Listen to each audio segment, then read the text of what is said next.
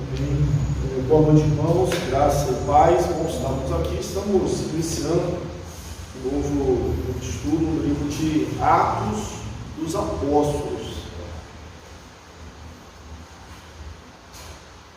Com Atos dos Apóstolos, você pode abrir aí a sua Bíblia. Atos dos Apóstolos, nós vamos ver no capítulo 1. No capítulo 1, versículo 1 até o versículo de número 10. Amém? Amém. E vamos, como já é nosso costume, vamos falar capítulo a capítulo deste livro. Hoje vamos fazer apenas a introdução do versículo 1 até o versículo de número 11 do primeiro capítulo. Amém? Diz assim: escrevi o primeiro livro, ó Teófilo, relatando todas as coisas que Jesus começou a fazer e a ensinar, até o dia em que, depois de haver dado mandamento por intermédio do Espírito Santo aos apóstolos que escolheram, foi levado às alturas. A esses também, depois de ter padecido, se apresentou vivo, com muitas provas incontestáveis, aparecendo-lhes durante 40 dias e falando das coisas concernentes ao reino de Deus. E, comendo com eles, determinou-lhes que não se ausentassem de Jerusalém, mas que esperassem a promessa do Pai, a qual disse que me ouvisse. Porque João, na verdade, batizou com água, mas vós sereis batizados com o Espírito Santo não muito depois desses dias. Então, os que estavam reunidos lhe perguntaram: Senhor, será este o tempo em que restaures o reino a Israel? Respondeu-lhes: Não vos compete conhecer tempos ou épocas que o Pai reservou para a sua exclusiva autoridade, mas recebereis poder ao descer sobre vós o Espírito Santo, e sereis minhas testemunhas, tanto em Jerusalém, como em toda a Judéia, Samaria e até os confins da terra. Ditas essas palavras, foi Jesus elevado às alturas à vista deles, e uma nuvem o encobriu dos seus olhos. E estando eles com os olhos fitos no céu, enquanto Jesus subia, eis que 2 varões vestidos de branco se puseram ao lado deles e lhes disseram: Varões galileus, por que estáis olhando para as alturas? Esse Jesus, de que dentre vós foi assunto ao céu, virá do modo como vistes subir. Amém? Amém. Irmãos, a palavra de Deus, no livro de Atos, nós temos aqui o registro histórico da igreja, a história da igreja. Se nos evangelhos a gente tem a história de Jesus, a biografia de Jesus, com Mateus, Marcos, Lucas, os evangelhos sinóticos, nós temos em João, o evangelho, o quarto evangelho, nós temos aqui em Atos a história da igreja primitiva, da igreja, as suas origens. Atos, portanto, é o livro histórico do Novo Testamento. Se não tivéssemos o livro de Atos, conheceríamos a história da igreja apenas por inferências, deduções, ou melhor, aquilo que a gente pudesse extrair das cartas. Mas Atos dá uma visão da igreja. É verdade que, embora o título seja Atos dos Apóstolos, não há a descrição de todos os apóstolos. A gente vê falando sobre Pedro, João aparece, o apóstolo João, mas não fala no livro de Atos. Nós temos Tiago, que narra-se a morte de Tiago, logo no início, e do capítulo 9 para frente, nós temos Paulo, uma figura predominante no livro de Atos dos Apóstolos. Mas por quê? O objetivo não é só falar dos personagens, mas mostrar o progresso do Evangelho de Jerusalém até Roma. Então, durante todo o estudo, a gente vai ter isso em mente. O livro de Atos vai mostrar o progresso da igreja de Jerusalém até Roma. É por isso que o livro de Atos não tem conclusão. Sabe qual a conclusão do livro de Atos? O que aconteceu?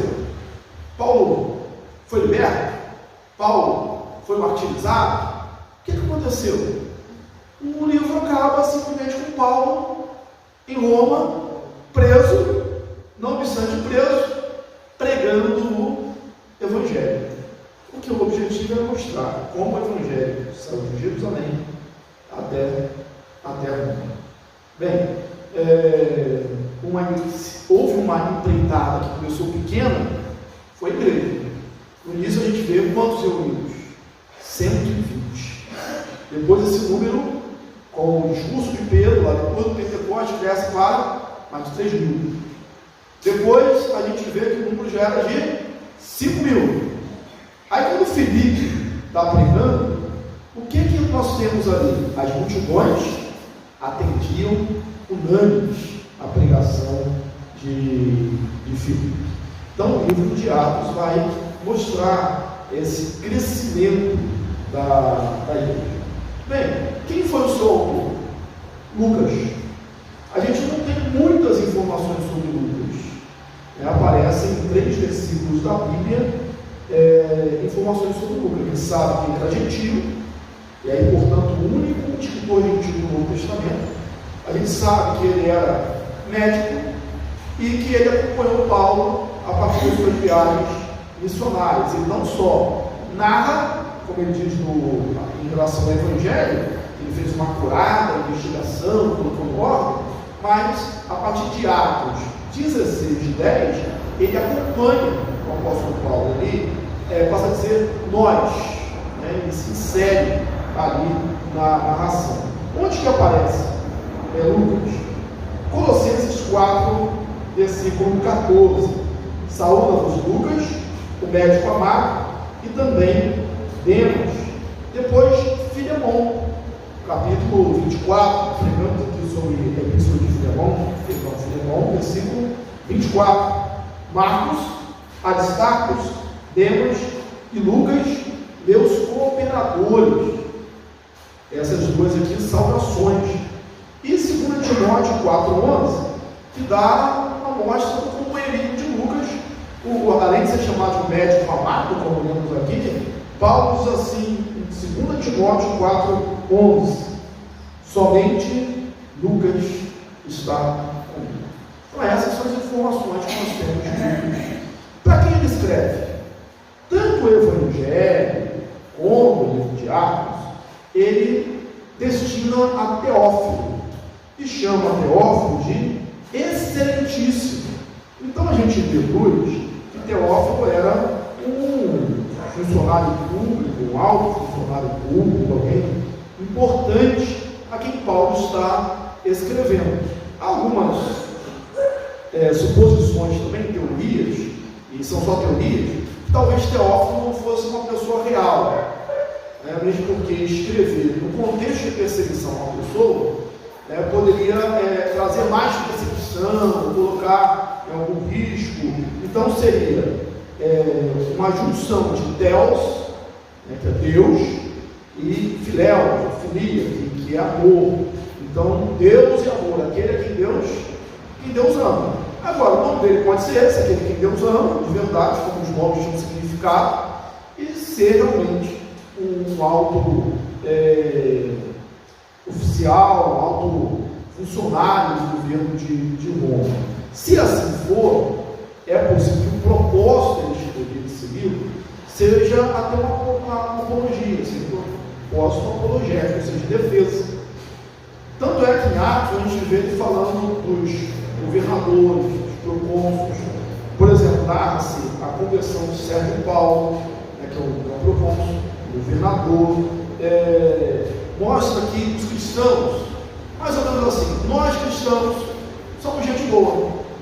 A gente não está aqui para fazer rebelião contra Roma. Nós somos pessoas do bem, nós somos cidadãos.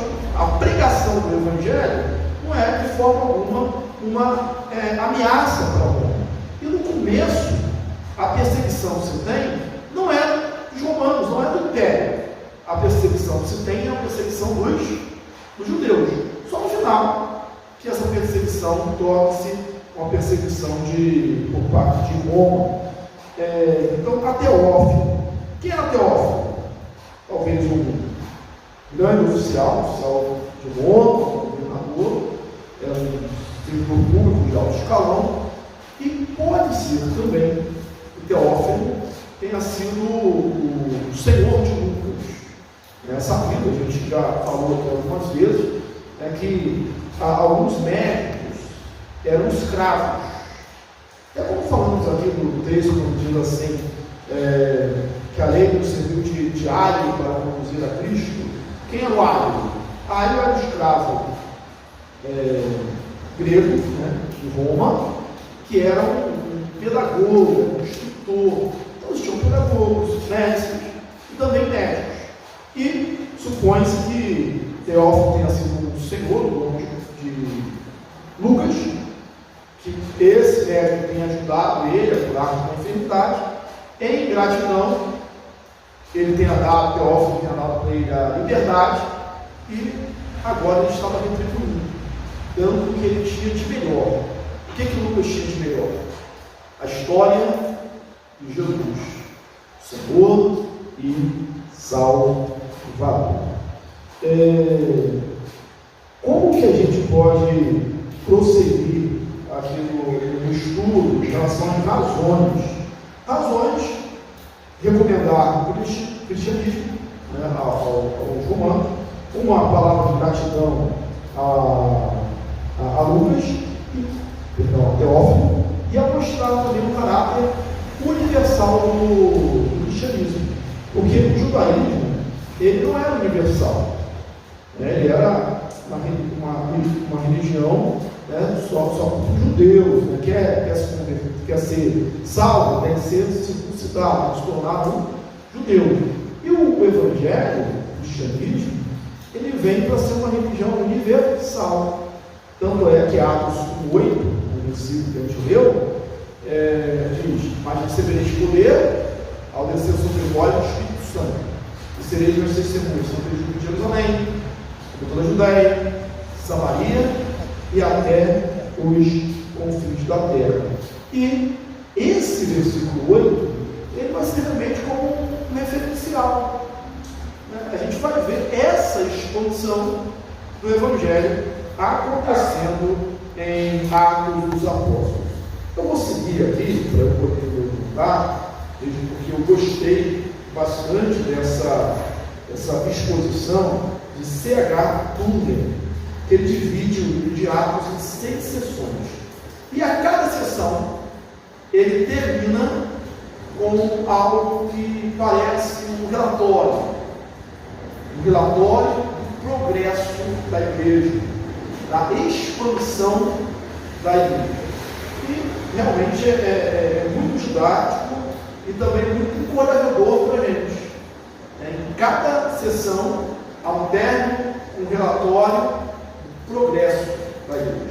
Apesar das perseguições, apesar das lutas, apesar dos martírios, né, a igreja prosseguia, a igreja prosperava. Tem aquele jargão e a igreja segue caminhando. Era mais ou menos o que acontecia. Desse capítulo 1 até o capítulo 6, deixa eu antes nos posicionarmos aqui numa data aproximada para o livro de Atos, já que a gente está na introdução. Não dá para a gente dizer uma data certa, mas entre 60 a 62 depois de Cristo, porque foi antes da morte de Paulo e possivelmente antes de 64, porque em 64 aconteceu o incêndio de Roma, 17 de julho de 64. Por que a gente supõe isso? Porque se tivesse Lucas como historiador tivesse presenciado, vivenciado, né, enquanto estava escrevendo, aqui não tem vivenciado, mas enquanto estava escrevendo, os 100 quilômetros, foi um marco na história, influenciou a igreja, porque quando o Nero faz isso, ele põe a culpa em quem? Os cristãos. Então a perseguição se aplica, a perseguição se intensifica. Então, possivelmente, Lucas ia dar alguma dica, ia aparentar fazer alguma coisa no livro sobre isso. Então, 62, 60, 62 seria uma data aproximada. Do capítulo 1 ao capítulo 6, a gente tem, até o versículo 20, a primeira sessão, segundo essa divisão do teólogo que eu citei aqui. O que a gente vê ali? A Teófilo, Lucas, falando da razão que ele está escrevendo no livro. Então ele diz, inclusive ele fala assim, eu escrevi o primeiro livro ao Teófilo, mostrando que ele escreveu o Evangelho de Lucas, mostrando que Jesus começou a fazer e a ensinar. Que Jesus começou a fazer e ensinar. Isso é didático, é pedagógico. Por quê? A gente podia estar trocado, né? Começou a ensinar e a fazer. Ele começou a fazer e ensinar. Primeiro você faz, depois você ensina. Primeiro você crê, depois você prega. E você acredita, depois você anuncia o Evangelho. Então ele começou a fazer, Jesus começou a fazer e ensinar, até a sua ascensão. Então o livro de Atos, a gente pode dividir, além dessas sessões que eu falei aqui no túnel, 6 sessões, em 3 palavrões básicas. A ascensão, que a gente vê aqui no texto, descida e expansão. A gente vê a ascensão de Jesus ao barco, quando Jesus está pregando, está falando sobre os discípulos e diz que ele é assunto aos céus na presença deles. O Evangelho de Mateus vai dizer que nessa ocasião Jesus disse no texto que eu repito muito, e eis que estou convosco, e portanto, pregar o Evangelho, toda criatura, batizando-os em nome do Pai, do Filho e do Espírito Santo, ensinando-os a guardar todas as coisas que vos tenho ordenado. E eis que estou convosco todos os dias, até a consumação dos séculos. Então, esse tempo, os 40 dias, Jesus apareceu aos irmãos, aos apóstolos, a mais de 500 irmãos, como a gente vê em outra referência. A aparição de Jesus não foi subindo assim, desvanecendo, teve um marco. Qual foi esse marco? A sua ascensão. E aqui no início do texto de Atos, mostra mais uma vez a história. A ascensão de Jesus. Ele foi para o céu. Cristo morreu, a gente lembra do nosso credo, que a gente estava ensinando, né? Ele se encarnou, fez seus mistérios, fez carne, foi crucificado, morreu, ressurgiu dos mortos ao terceiro dia e subiu aos céus. Está à direita de Deus Pai, Todo-Poderoso, de onde há de vir para julgar vivos e mortos. Então mostra a ascensão de Jesus. Inclusive, isso vai dar alegria, vai dar uma grande expectativa de presença de Jesus conosco. Tanto é que os varões galileus, os homens da Galileia, estão olhando para os céus, vivos, vendo Jesus desaparecer entre as nuvens, e aparece ali o anjo e diz para ele: varões galileus, eles saem assim, frios, seus olhos fitam para o céu, e o que ele diz? Esse mesmo Jesus, que dentre vós é assunto aos céus, ele vai voltar. Da mesma forma como vocês viram ele subir. Então há uma mensagem de triunfo, uma mensagem de vitória. Então a sua ascensão. Jesus já havia dito para os seus discípulos que se ele não fosse, ele não poderia enviar o Espírito Santo. Então, se Atos narra a ascensão de Jesus, narra também a descida do Espírito. Ele vai, Jesus sobe, podemos fazer um trocadilho, ele sobe, o Espírito desce. Ele sobe, ele manda o seu Espírito, que a gente vai ver depois em Atos, no capítulo 2. O que faz? Um grupo de homens, escondidos, reunidos, a portas trancadas, com medo dos judeus, se tornarem intrépidos, corajosos, para pregarem o Evangelho. E aí a expansão da igreja, como ela vai de Jerusalém até Roma, recebereis poder, ao descer sobre vós, o Espírito Santo, e sereis meus testemunhas, tanto de Jerusalém, como toda a Judéia, Samaria e até os confins da terra. Vamos repetir muitas vezes Atos 1:8. Se porventura houver algum irmão aqui que não sabe para decorar Atos 1:8 até o capítulo 28 de Atos, são 28 capítulos, vai com certeza saber de cor. Mas recebereis poder ao descer sobre vós o Espírito Santo, e sereis minhas testemunhas, tanto em Jerusalém, como toda a Judéia, Samaria e até os confins da terra. Do capítulo 1 ao capítulo 6, versículo 20, a gente vai ver esse progresso do Evangelho até a instituição dos diáconos. Toda a igreja tem problema. A história da igreja, não é? Toda a igreja tem problema. E não são poucos. Quanto mais a igreja cresce, mais problema há. Eu, pelo menos, não conheço uma igreja que cresça, os problemas não cresçam juntos. Né? Com o crescimento vem problemas. Em Efésios 6, fala para a gente se investir em toda a armadura de Deus.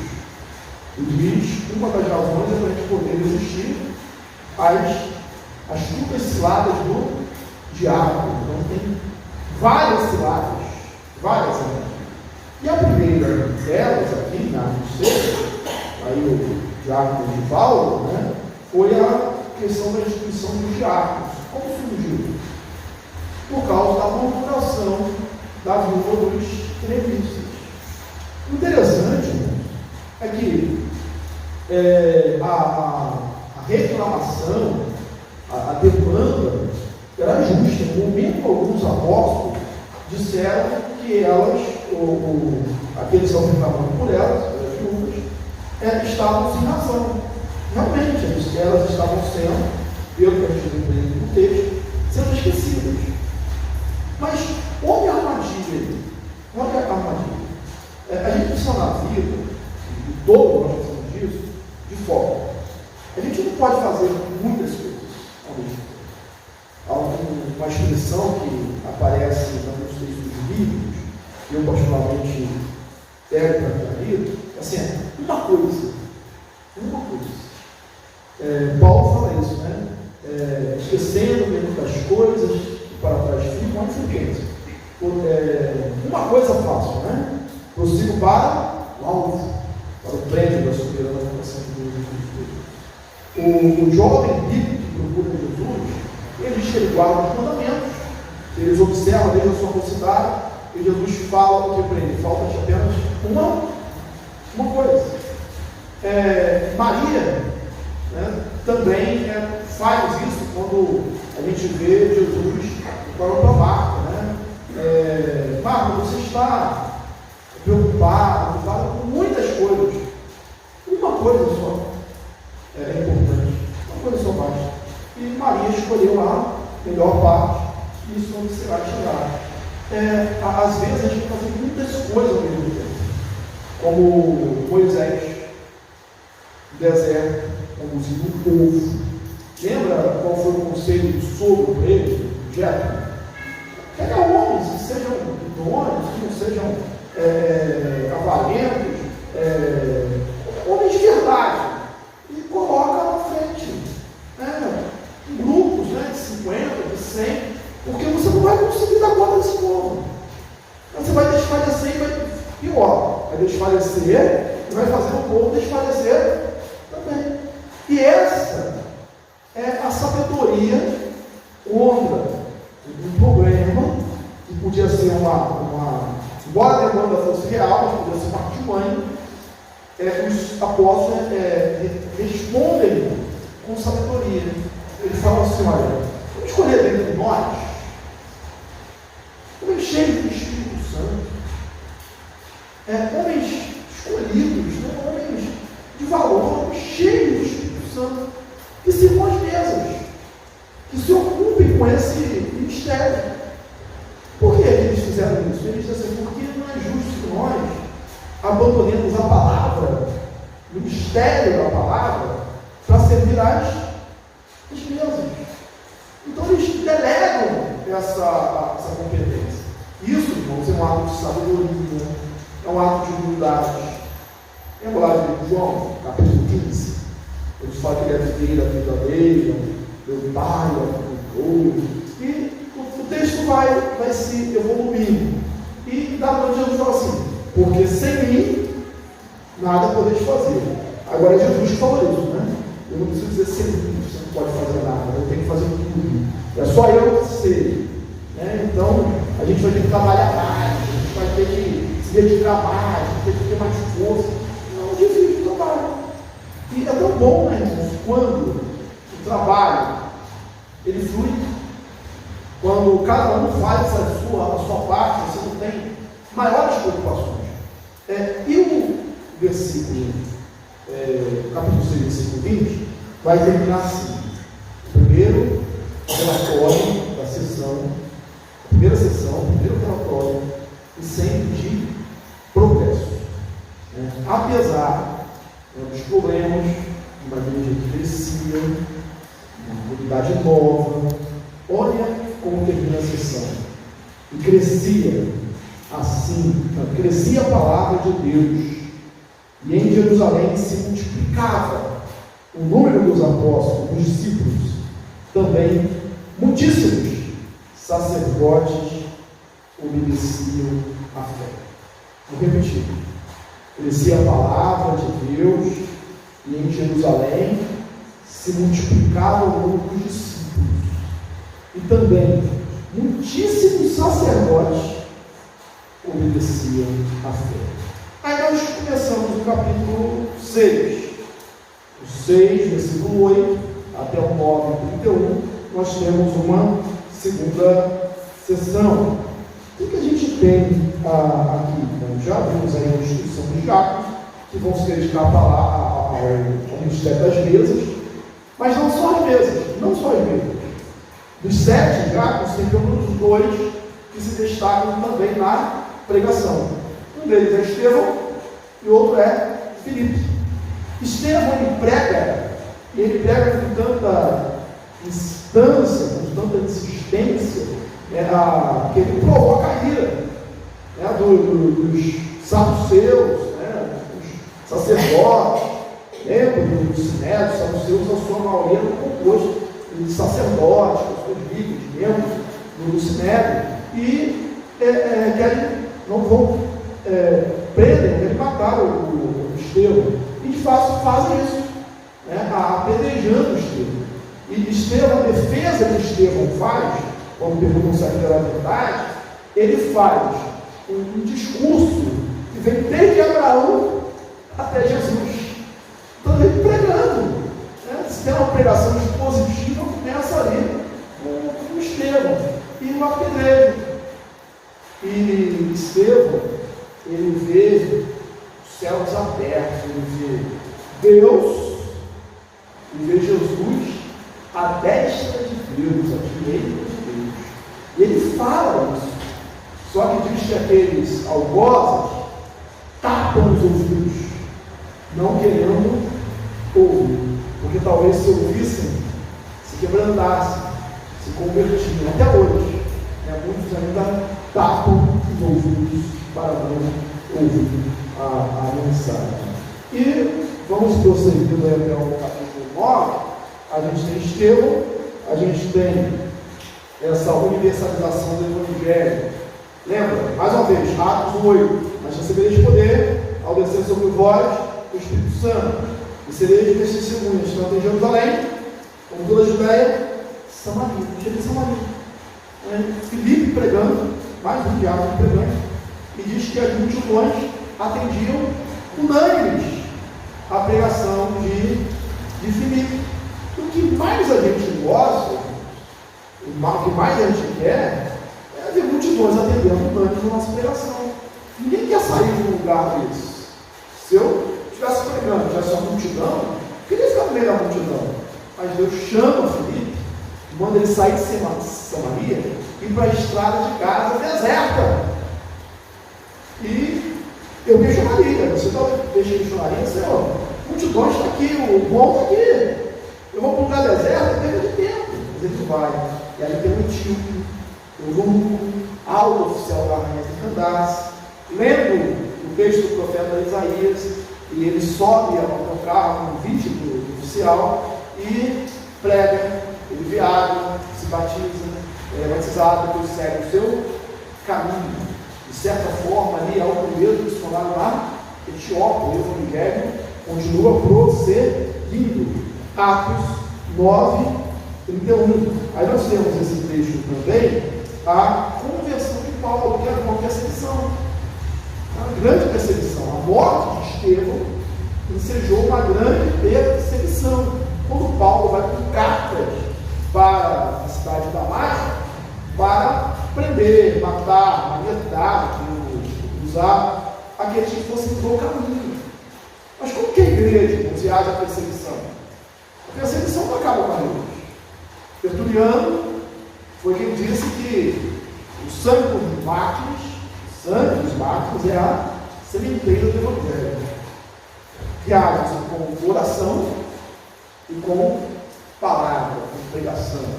Se não me engano, foi Spurgeon que disse, quando perguntava o que era mais importante, a oração ou a palavra, ele respondeu o seguinte maneira: qual mais importante que um pássaro?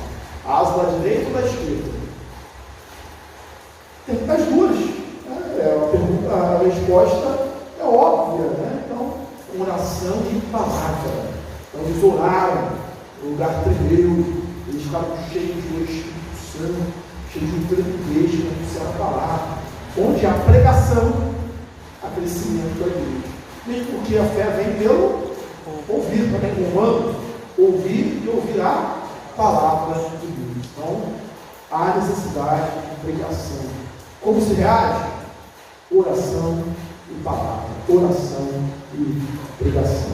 No versículo de número 31, 9 e 31, a gente tem o segundo relatório, o segundo relatório de sucesso, terminando aí a segunda sessão dessa expansão da igreja de Jerusalém até Roma. Assim, pois, Estevão tinha morrido.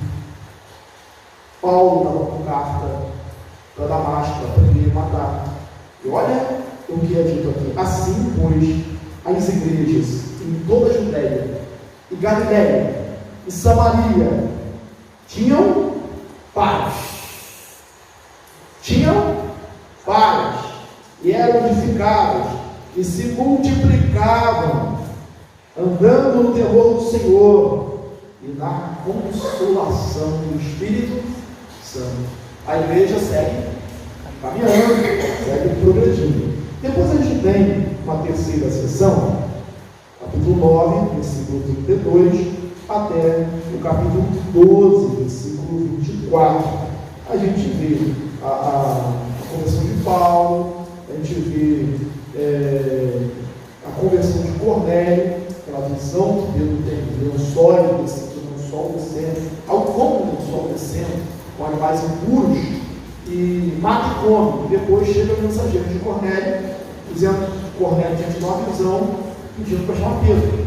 E aí Pedro, ele entendeu que não era para considerar o mundo que Deus tinha purificado.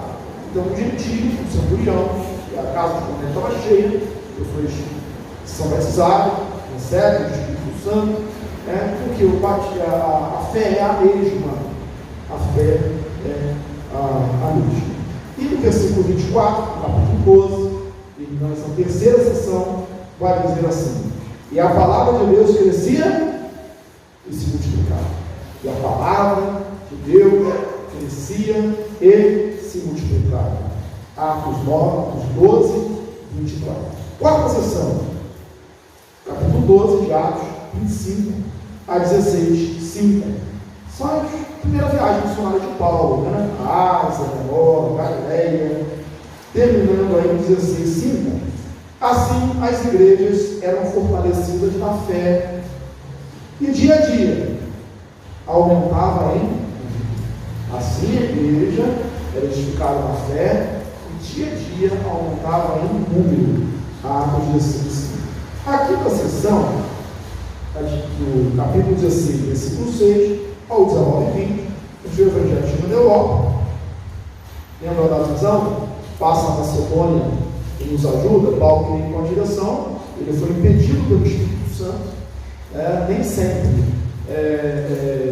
o impedimento, a resistência do inimigo.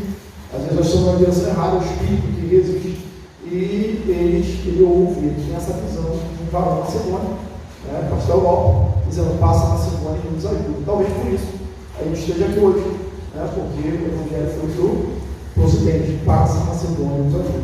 Ásia Menor e Galácia, capítulo 16, 19, 20, terminando a quinta sessão, diz isso aqui: assim crescia e prevalecia poderosamente a palavra do Senhor. E a última sessão, do capítulo 19, 21, até o capítulo 28, versículo 31, Paulo, ele foi preso, e como havia um intuito, percebeu isso, de ele ser entregue aos judeus, os judeus se mataram, mesmo antes de ele chegar em Jerusalém, ele, como cidadão romano, ele apela para César. E é dito para ele: para César você quer ir, para César você irá. E aí ele vai, chega preso em Roma, a história de que ele orienta o comandante do navio a não zarpar, porque era inverno, ele não é perdido, o navio realmente naufraga. Tem um episódio de Malta, onde a víbora, pica o apóstolo Paulo, as pessoas dizem: olha, só é assassino, porque ele escapou do naufrágio, e agora a víbora morre,